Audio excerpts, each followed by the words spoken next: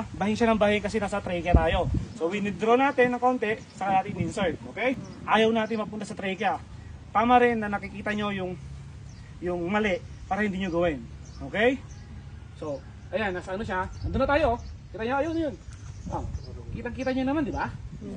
Kitang-kita nyo naman. Okay. Oh, yun, ayun siya, ayun siya. Ayun. Ayun siya. So,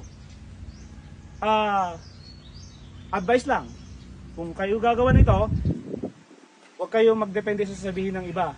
Dapat kayo mismo nakikita nyo, nararamdaman nyo, nakakapa nyo yung dulo, hindi nararamdaman nyo dito. Kasi kung magdepende kayo sa sasabihin ng mga katabi nyo, na hindi naman trained, eh baka mapahamak kayo. Okay? Okay, yun. Nandun na siya. Nandun na tayo. Nandun na tayo. Okay. So, ito, papasok siya hanggang dito.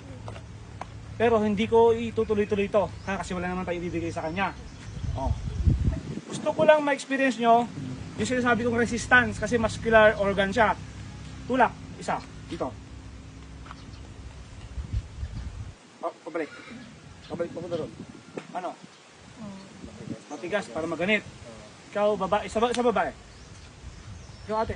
Kasi yung walang hawak na camera. No. Okay? Na-feel mo? Tigas. So, yun.